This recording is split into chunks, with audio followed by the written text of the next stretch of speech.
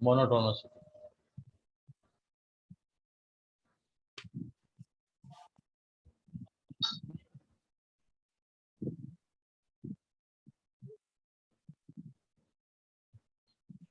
अब इसमें है क्या, इसमें चार तरह के फंक्शन आएंगे। ठीक है, चार तरह के फंक्शन है।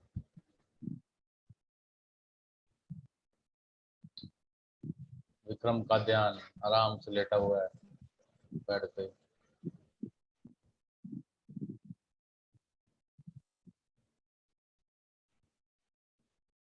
देखो फर्स्ट है इंक्रीजिंग फंक्शन। इंक्रीजिंग फंक्शन, ठीक है। तो इसी के बारे में पढ़ रहे हैं, एक एक करके चारों के बारे में पढ़ते रहेंगे। इंक्रीजिंग फंक्शन,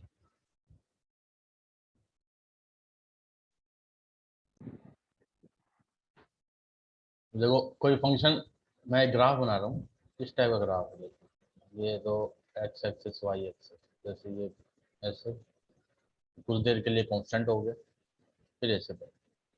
ऐसा ग्राफ जो x की वैल्यू बढ़ने से y की वैल्यू बढ़े। ठीक है, x की वैल्यू इंक्रीज करें हम तो y की वैल्यू भी इंक्रीज हो या कांस्टेंट रहे। ठीक है, तो उसको बोलते हैं इंक्रीजिंग फंक्शन। इसमें देखो मैंने अगर दो एलिमेंट ली, एक x1, ठीक है, x2, जैसे एक यहाँ ले लिया x1, तो x2 यहाँ ले लिया, तो x1 पे तो ये वैल्यू है, x2 पे ये वैल्यू है। तो एफ एक्स वन यानी x1 पे जो वैल्यू आएगी और x2 पे जो वैल्यू आएगी, उनमें रिलेशन क्या होगा, उनमें रिलेशन यही होगा कि या एफ एक्स टू क्या होगा, बड़ा होगा। देखो ये x1 ये x2, तो x2 पे ये वैल्यू, x1 पे ये वैल्यू, बड़ी वैल्यू कौन है, ये बड़ी है, तो ये नेगेटिव है। फिर मैंने एक x1 अगर यहाँ ली, सपोज यहाँ x1 ले लिया और यहाँ पर x2 ले लिया, x2 पे तो ये वैल्यू आ रही है यहाँ, x सॉरी x1 और ये x2, x1 पे यहाँ वैल्यू है और x2 पे वैल्यू आ रही है यहाँ पर, कौन बड़ा है, x2 पे जो वैल्यू आ रही है fx2 वो बड़ी है fx1। अब अगर मैं x1 x2 को दोनों को यहीं पर ही ले लूं, यहीं पर ही x1 और यहीं पर ही x2, तो देखो x1 पे जो वैल्यू आ रही है वो ही वैल्यू x2 पे आ रही है, यानी इस केस में वैल्यू क्या आई, इक्वल आई, तो यहाँ पर लगाया ग्रेटर देन और इक्वल का साइन। ठीक है, तो इसका मतलब क्या हुआ, इसका मतलब ये हुआ कि ऐसा ग्राफ जिसमें x की वैल्यू बढ़ने से y की वैल्यू क्या हो, इंक्रीज करे या फिर इक्वल रहे, उसको बोलते हैं हम increasing function. F x one less than equal to f x two. यहाँ लिखा मैंने if x one less than x two, then अगर ये है तो ये होगा किसमें, इंक्रीजिंग फंक्शन में। ठीक है, अब देखो एक और चीज बताते हैं। इस ग्राफ में आप किसी भी पॉइंट पर, जो ग्राफ दिख रहा है ना, इस ग्राफ में किसी भी पॉइंट पर आप टेंजेंट खींचो और फिर उसके स्लोप के बारे में जरा डिस्कस करो। देखो जैसे मैंने इस पॉइंट पे ये टेंजेंट खींची, ऐसे ऐसे होगी ना ये लाइन। अब देखो लाइन तो बनी नहीं सीधी, ये लाइन है, तो इसका ये तो एंगल ऑफ इंक्लिनेशन हुआ थीटा। तो आप बताओ स्लोप कैसा आएगा, पॉजिटिव आएगा या नेगेटिव आएगा। अटेंडेंस लेते हैं चलो एक बार, जरा सोचो आप, स्लोप कैसा होगा, पॉजिटिव या नेगेटिव।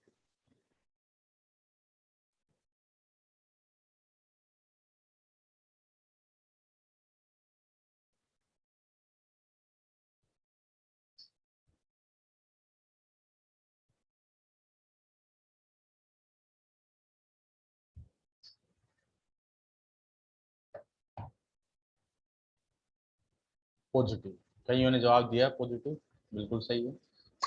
ठीक है, और मैं इस पॉइंट पे अगर टेंजेंट खींचूं, देखो ऐसे ये लाइन बनेगी, तो भी स्लोप क्या होगा, पॉजिटिव। इस पॉइंट पे अगर टेंजेंट खींचूं तो टेंजेंट ऐसे बनेगी, फिर तो वो तो यही लाइन होगी टेंजेंट, तो ये एक्स एक्सिस के पैरेलल, तो इस बार स्लोप क्या होगा, इस बार स्लोप जीरो होगा, होगा ना। तो इसका मतलब इस टाइप का जो फंक्शन है उसके लिए एफ डैश एक्स, क्योंकि स्लोप क्या होता है, एफ डैश एक्स ही तो होता है, तो यानी एफ डैश एक्स यहाँ लिख देता हूं मैं, कि एफ डैश एक्स की जो वैल्यू होगी वो या तो जीरो से बड़ी होगी या फिर इक्वल टू जीरो।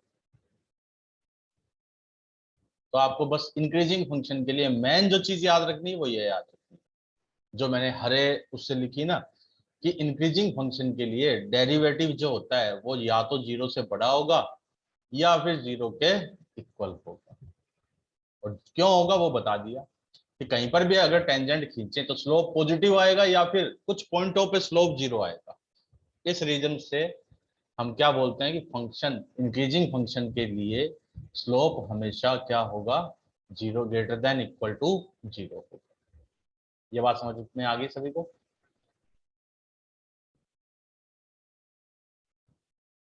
याद क्या रखना है क्वेश्चन को करने के लिए, केवल f dash x greater than equal to zero होता है। हाँ, सबसे पहले इस सही का हमारे पास जो क्वेश्चन आएंगे ना वो ऐसे होंगे, देखो कि ये बताओ ये कब इंक्रीजिंग है कब डिक्रीजिंग है। तो हम क्या करेंगे, उसका डेरिवेटिव निकालेंगे। उस डेरिवेटिव को अगर क्वेश्चन में ये कहा इंक्रीजिंग है तो हम क्या करेंगे, उस डेरिवेटिव को greater than equal to zero कर दें। ठीक है, देखो चैप्टर का नाम एओडी है, एप्लीकेशन ऑफ डेरिवेटिव। तो यानी डेरिवेटिव का ही यूज करना है हर जगह। चलो ये मैंने बता दिया फर्स्ट टाइप का। अब आते हैं second, decreasing function. Decreasing function,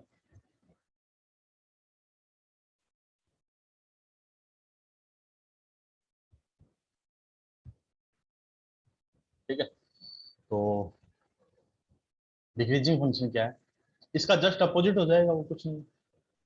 जैसे एक फंक्शन ये आया, देखो ऐसे ये आ गया यहाँ, ऐसे फिर ये कांस्टेंट हुआ, फिर ये और x की वैल्यू बढ़ने से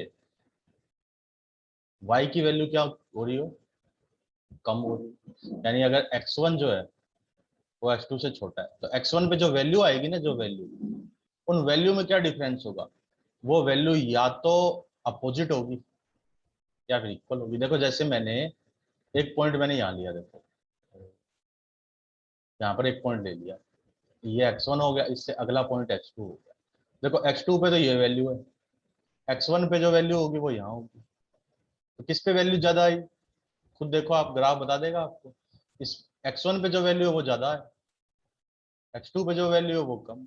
तो यही बात तो लिखी है कि x1 अगर x2 से छोटा है तो x1 पे जो वैल्यू आएगी वो ज्यादा होगी x2 से। ठीक है, और अगर मैं x1 x2 को यहाँ ना लेके, देखो थोड़ा सा आगे लूँ, यहाँ से हटा दिया मैंने x1 x2 को, जैसे मैंने x1 को यहाँ ले लिया, x2 को भी यहाँ ले लिया, यहाँ x1 यहाँ x2, तो x2 पे जो वैल्यू है ये x1 पे भी वही वैल्यू आ रही है, देखो ध्यान से, सेम ही तो वैल्यू आ रही है। तो इसमें ये इक्वल वाला साइन आ रहा है। फिर अगर मैं यहाँ पर देखूं, जैसे यहाँ पर x1 x2 लूँ, इधर आके सपोज यहाँ x1 यहाँ x2, x2 पे ये वैल्यू, x1 पे ये वैल्यू और ये x2 है, तो x2 पे ये वैल्यू, इस बार भी ये वैल्यू बड़ी है क्योंकि नेगेटिव में है। समझ में आ गया ना, उसका जस्ट अपोजिट हो गया, जो पिछला था इंक्रीजिंग फंक्शन उसका जस्ट अपोजिट। अब बात करते हैं स्लोप से, स्लोप के अकॉर्डिंग हम कैसे बताएं। तो देखो स्लोप के अकॉर्डिंग कैसे बताओगे, अगर मैं इस ग्राफ में किसी भी पॉइंट पे, जैसे मैंने ये पॉइंट लिया, इस पॉइंट पे अगर मैं एक टेंजेंट खींचूं, ऐसे ये लाइन बनी, तो इसका एंगल ऑफ इंक्लिनेशन ये होगा, ये थीटा। तो बताओ स्लोप तो क्या होता है, एम होता है टेन थीटा। तो ये जो एंगल है ये ऑब्ट्यूज एंगल है, तो टेन थीटा, इसका मतलब टेन और उसका एंगल, टेन का एंगल क्या, obtuse angle, second quadrant, second quadrant में टेन क्या होता है, नेगेटिव, तो इसमें एम की वैल्यू क्या होगी, नेगेटिव। ठीक है, चाहो तो यहाँ खींच लो, तो यहाँ टेंजेंट ऐसे बन जाएगी, ऐसे इस टाइप से। यहाँ खींचो अगर यहाँ पर इन पॉइंटों पे, तो इन पॉइंटों पे तो ऐसे जाएगी टेंजेंट, इस टाइप से। इन पॉइंटों पे टेंजेंट कैसी होगी, टेंजेंट का स्लोप क्या होगा, जीरो होगा इन पॉइंटों पे। समझ में आ गया भाई सभी को? तो इसके लिए मैं अगर एफ डैश एक्स को लिखूं, तो एफ डैश एक्स क्या लिखना चाहिए मेरे को इस बार, एफ डैश एक्स की वैल्यू या तो लेस देन जीरो होगी या फिर इक्वल टू जीरो।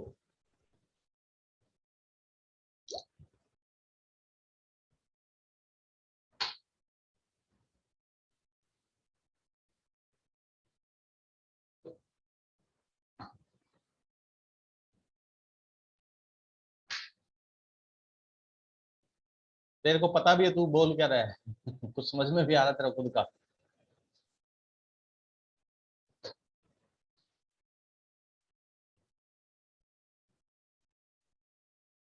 यार तुम पूछते क्या हो मेरे को आधी बात समझ में नहीं। अभी सतीश ने पूछा पॉजिटिव पी एल,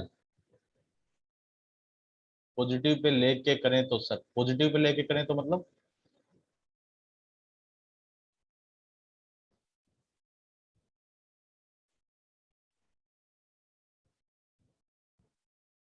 अच्छा सेकंड क्वाड्रेंट में वैल्यू लेकर रिपीट कर दो। सेकंड क्वाड्रेंट में किसकी वैल्यू ले लूं भाई? जैसे ये टेंजेंट बनेगी तो इसका स्लोप, तो इसका एंगल ऑफ इंक्लिनेशन ये बनेगा ना थीटा। हो सकता है ये 120 हो सकता है 135 हो। अब 10 120 निकालोगे तो वो अपने आप ही माइनस का ही आएगा, नेगेटिव। ठीक है।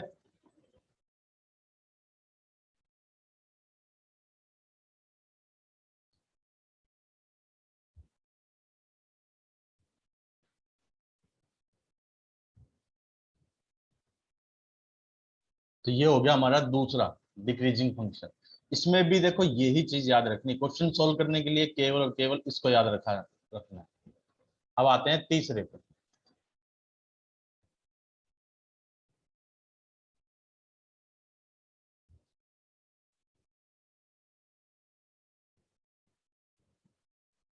अब है third,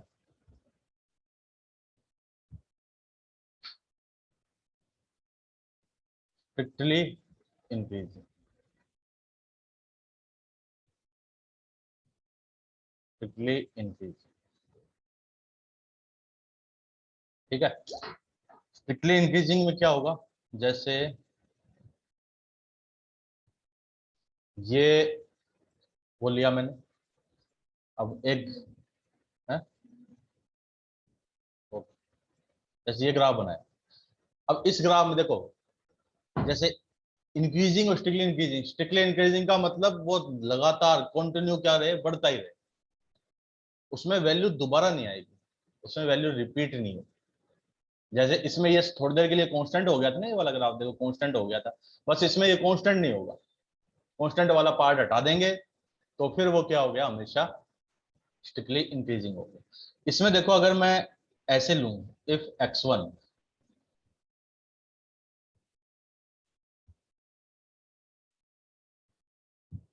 if x1 less than x2, जैसे मैंने x1 तो यहाँ लिया, x2 यहाँ लिया, x1 पे तो ये वैल्यू और x2 पे ये वैल्यू, तो यानी एफ एक्स वन और एफ एक्स टू में रिलेशन क्या होगा, एफ एक्स टू बड़ा होगा। क्या इक्वल होगा? इक्वल नहीं होगा कभी भी, इक्वल कभी भी नहीं आएगा इसमें। बस यही फर्क है इसमें, स्ट्रिक्टली इंक्रीजिंग और इंक्रीजिंग। समझ में आ गया भाई इतना? अब बताओ जरा स्लोप में क्या रिलेशन बताएं, स्लोप में क्या रिलेशन हो सकता है? कि अगर कहीं पर भी इसमें टेंजेंट खींचूं मैं, कहीं पर भी, तो टेंजेंट किसी भी पॉइंट पे खींच दो, जैसे इस पॉइंट पे मैंने ये टेंजेंट खींची है ऐसे, तो एंगल ऑफ इंक्लिनेशन क्या होगा, ये एक्यूट एंगल ही होगा। किसी भी पॉइंट पे चाहो तो कोई कहे कि सर इस पॉइंट पे खींचो, तो चलो इस पॉइंट पे खींच दी, देखो ये लाइन ऐसे, ये आगे जाएगी तो ऐसे, तो इसका एंगल ऑफ इंक्लिनेशन ये वाला है थीटा, है ना? तो हर बार जो एंगल बनेगा वो एक्यूट एंगल बनेगा। तो इसका मतलब इस बार एफ डैश एक्स यानी डेरिवेटिव उस फंक्शन का जिसका एक ग्राफ है, उस फंक्शन का डेरिवेटिव इस बार क्या होगा, only and only greater than zero. F dash x क्या होगा, ग्रेटर देन जीरो। अब इसी में देखो मैं एक चीज और लिख दूं,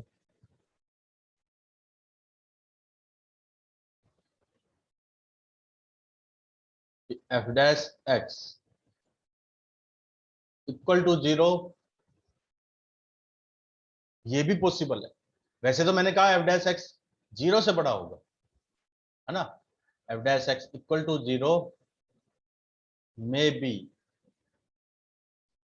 possible, possible but not more than one point. एक से ज्यादा पॉइंट पे नहीं होना चाहिए एफ डैश एक्स जीरो। ठीक है। एक से केवल एक पॉइंट पे हो जाए तो ठीक है, एक से ज्यादा पॉइंट पे नहीं होना चाहिए। एक से ज्यादा पॉइंट पे अगर हो गया तब फिर वो क्या हो जाएगा, स्ट्रिक्टली इंक्रीजिंग नहीं होगा। जैसे मैं एग्जांपल देखो, इसमें एक एग्जांपल देता हूँ तुम्हें अच्छा सा।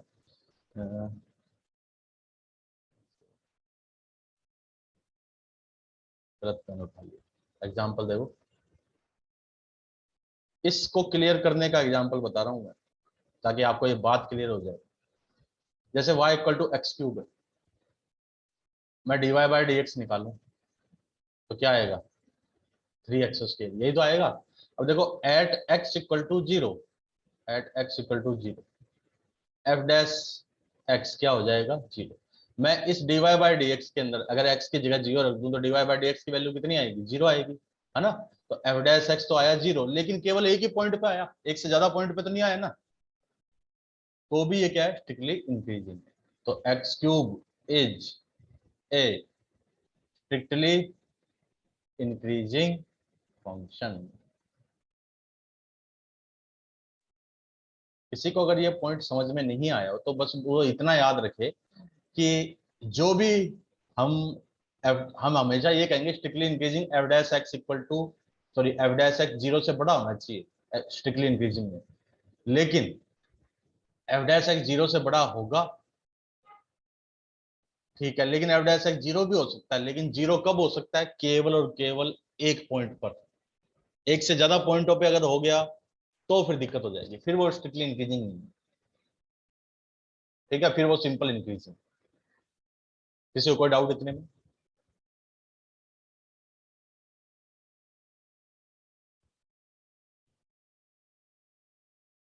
हाँ आज 33 नहीं 32 स्टूडेंट हो गए, एक तो मैं ही हूँ।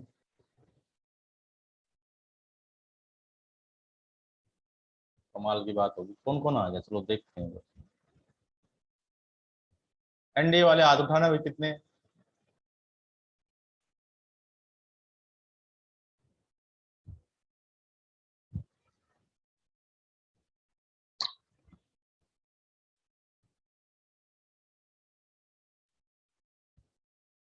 देखो हनी चार भी पढ़ने लग गया अब तो, क्लास तो ले ही रहा है, कई दिनों से रेगुलर क्लास ले रहा है।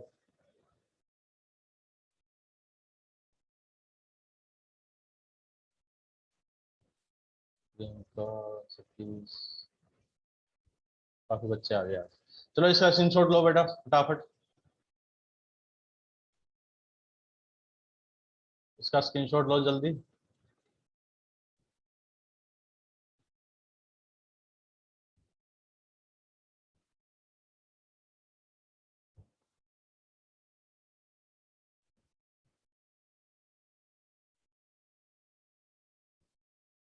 ले लिया सभी ने स्क्रीनशॉट।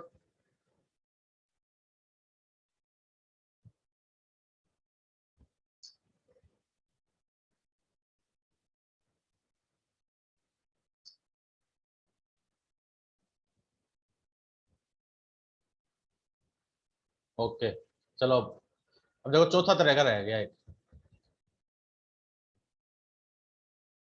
फोर्थ रह गया एक, वो क्या होगा, स्ट्रिक्टली डिक्रीजिंग। आसान सा चैप्टर है, देखो थोड़ा सा समझने की चीज है बस इतना, ये चार है ना, ये चार, इन चारों में ये देख लो कब एफ डैश एक्स जीरो से बड़ा होगा, कब लेस देन होगा। और अगर समझ लोगे तो याद भी रखने की जरूरत नहीं है, आप समझ जाओगे ना तो ग्राफ बना के खुद ही देख लोगे कि स्लोप कैसा होगा, पॉजिटिव होगा या नेगेटिव। तो फोर्थ है स्ट्रिक्टली डिक्रीजिंग।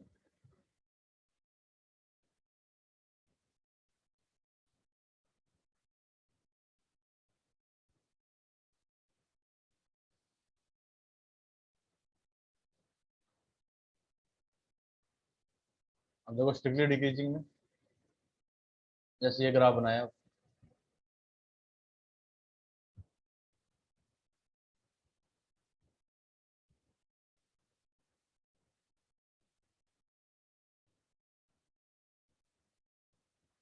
और ओरिजिन से जाना तो जरूरी नहीं है, जैसे जैसे ऐसे ग्राफ है, ये हमेशा कम ही हो रहा है, देखो ध्यान से, है ना। तो इसमें क्या है, उसमें उसका उल्टा है जस्ट, x1 अगर x2 से छोटा है तो एफ एक्स वन क्या होगा, बड़ा होगा एफ एक्स टू से। ठीक है, इफ ये then.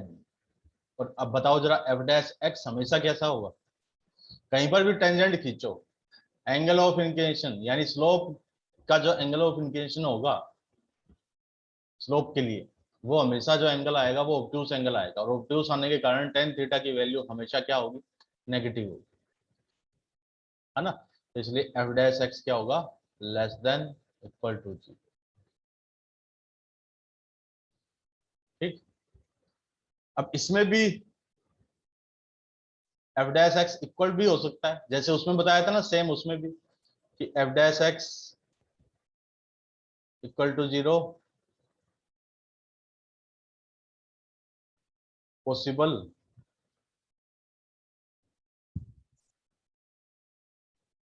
Dash equal to zero possible at only one point, केवल एक पॉइंट पे, एक से ज्यादा पॉइंट पे ना, क्योंकि अगर एक से ज्यादा पॉइंट पे हुआ तब दिक्कत हो जाएगी। ठीक है, इतनी बात समझ में आ गई ना सभी को। अब देखो, अगर जैसे एक चीज अच्छी, काफी इंपॉर्टेंट चीज बता रहा हूं कि अगर ग्राफ स्ट्रिक्टली इंक्रीजिंग या स्ट्रिक्टली डिक्रीजिंग है तो वो एक्स एक्सिस को एक ही बार काटेगा। अगर कोई ग्राफ स्ट्रिक्टली इंक्रीजिंग है या फिर स्ट्रिक्टली डिक्रीजिंग है तो वो ग्राफ एक्स एक्सिस को केवल और केवल एक ही पॉइंट पे काटेगा, ये ध्यान रखना हमेशा। ठीक है, तो अब इस पे देखो, क्वाड्रेटिक इक्वेशन में एक बहुत अच्छा क्वेश्चन आता है,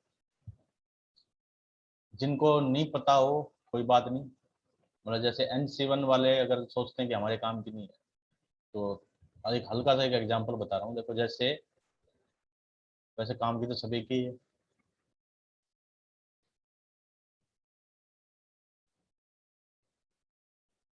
अरे बेवकूफ, दो पॉइंट पे ऐसे काट दिया ना, देख ऐसे ही दो पॉइंटों पे काट गया, दो पॉइंट पे क्यों नहीं काट सकता फंक्शन, ऐसा भी हो सकता है। देख ऐसा ग्राफ हो,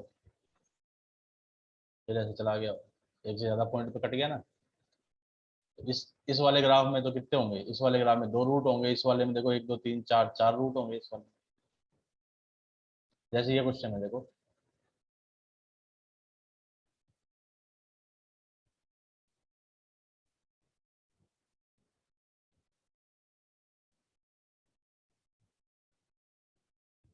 2 या 4x²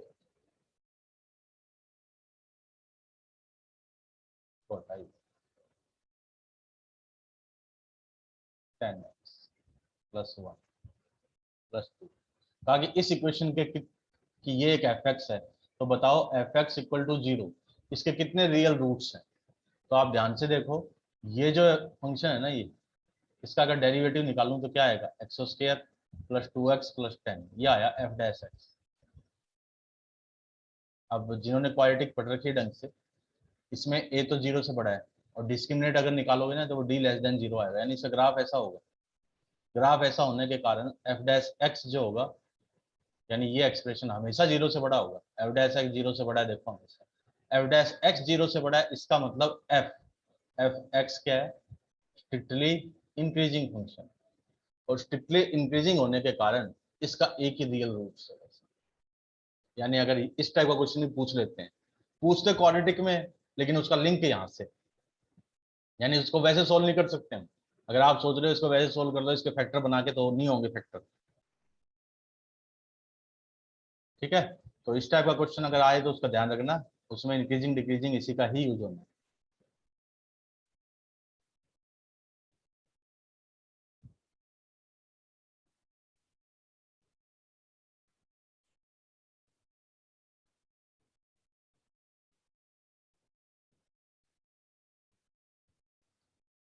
चलो अब इतना तो हो गया।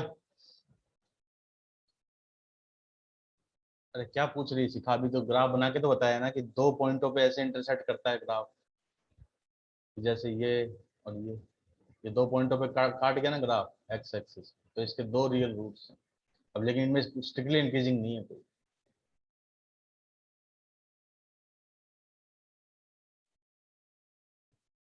देखो एक इंपॉर्टेंट चीज लिखनी है अब हमें,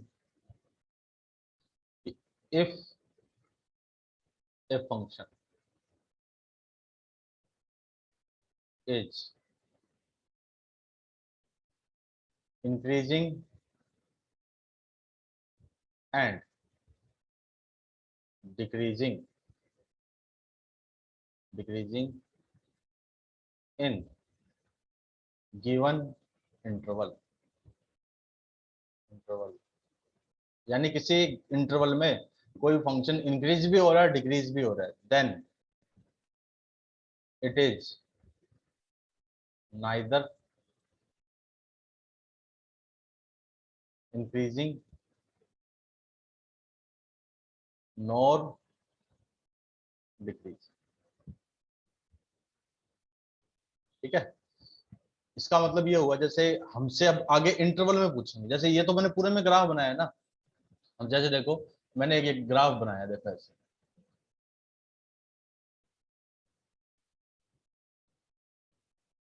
जैसे ये ग्राफ बनाया, ये point x equal to a, ये point x equal to b, ये वाला पॉइंट हो गया x इक्वल टू सी, ये वाला पॉइंट हो गया x इक्वल टू डी, और ये वाला पॉइंट हो गया लास्ट में x इक्वल टू ई। तो आप देखो ए से लेके बी में, ए से बी में तो क्या कर रहा है, ऐसे ग्राफ जा रहा है ऐसे, तो क्या कर रहा है, इंक्रीज कर रहा है, बढ़ रहा है। तो इसको तो कायदिया इंक्रीजिंग डिक्रीजिंग में बात कर रहे हैं, स्ट्रिक्टली वगैरह नहीं बोल रहे। ठीक है, तो ए से बी में तो क्या है, इंक्रीजिंग है। ठीक, ये एक्स इक्वल टू बी। फिर मैं कहूं बी से सी, बी से सी में, बी से सी में क्या है, डिक्रीजिंग है, डिक्रीजिंग देखो क्योंकि कम हो रहा है धीरे धीरे से। फिर सी से डी में, सी से डी में वापस, सी से डी में इंक्रीज कर रहा है, तो इंक्रीजिंग। और अगर डी से ई में पूछें तो डी से ई में क्या हो रहा है, डिक्रीजिंग। ठीक है, मेरा है था आकाश चाहर, बड़े दिनों बाद क्लास में आया भाई तो।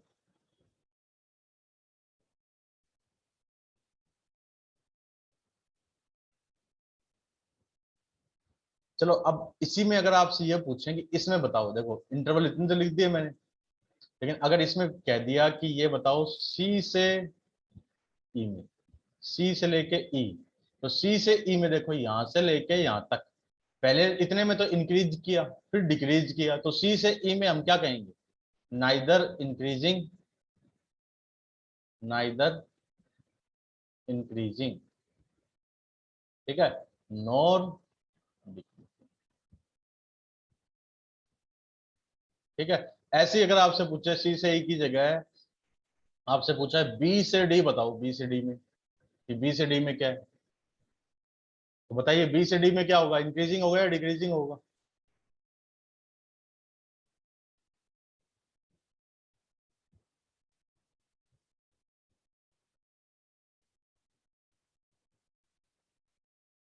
अरे आवाज नहीं आ रही क्या।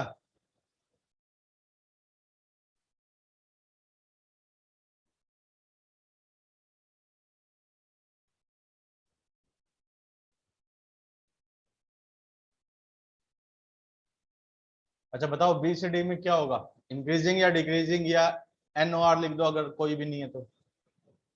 सतीश का जवाब आ गया।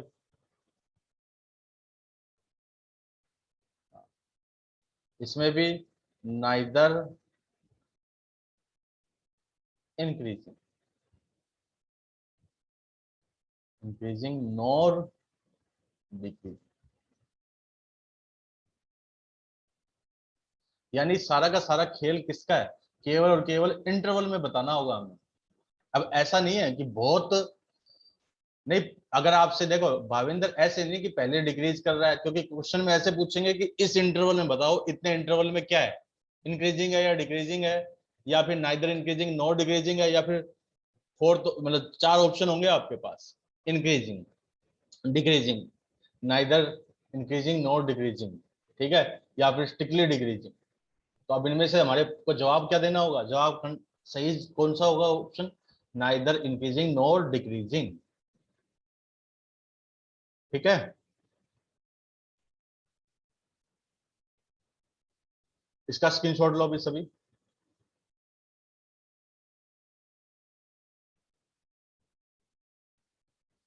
इतने का स्क्रीनशॉट लो।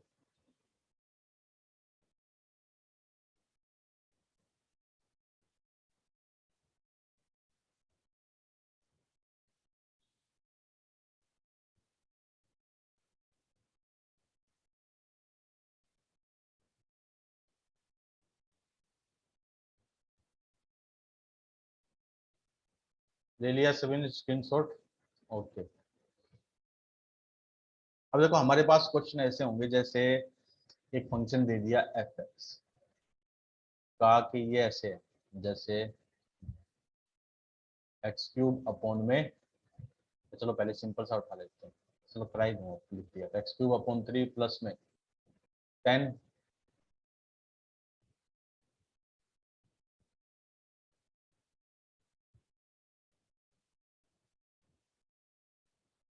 एक्स क्यूब अपॉन 3 प्लस में 5x upon 2, 5x square upon 2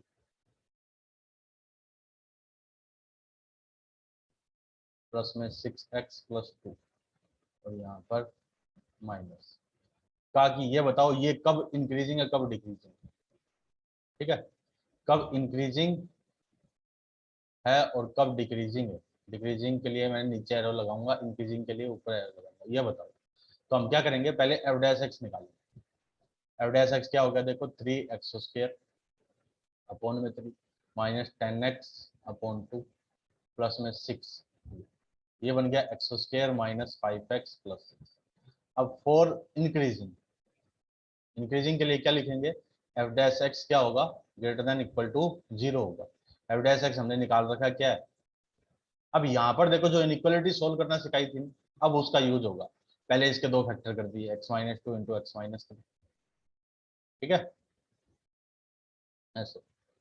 और फिर नंबर लाइन बनाई, तो पहले लिखेंगे x इक्वल टू 2, फिर लिखेंगे 3, फिर देखो प्लस फिर माइनस फिर प्लस, आंसर कौन सा होगा, इन दोनों का मल्टीप्लाई 0 से बड़ा यानी प्लस का, और इक्वल भी होगा तो यानी इधर और इधर, इंक्रीजिंग तो इसमें होगा, यानी x क्या हो 2 से लेस हो और x क्या हो 3 से बड़ा हो। या फिर ऐसे भी लिख सकते हैं कि x belongs to minus infinity से 2 तक, फिर यूनियन 3 से लेके इन्फिनिटी, ठीक है, इंक्रीजिंग ऐसे। और डिक्रीजिंग पूछेंगे, फॉर डिक्रीजिंग तो एफ डैश एक्स क्या होगा, less than equal to, less than equal to 0, तो उसमें माइनस वाला ये वाला पार्ट आ जाएगा, इधर वाला बस ये, तो उसमें क्या आ जाएगा, x बिलोंग्स टू 2 से लेके, ये आंसर होता है। क्लियर है ना। अब कल से एक्सरसाइज कराएंगे शुरू, कल कल में खत्म हो जाएगी, छोटी सी है, कुछ नहीं उसमें, आधे क्वेश्चन तो ऐसे ही पढ़ के सोल्व कर देंगे। किसी को कोई डाउट है तो पूछ सकता भी।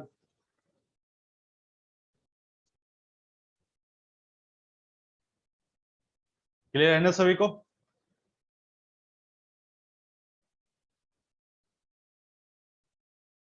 ओके, अब कल मिलेंगे।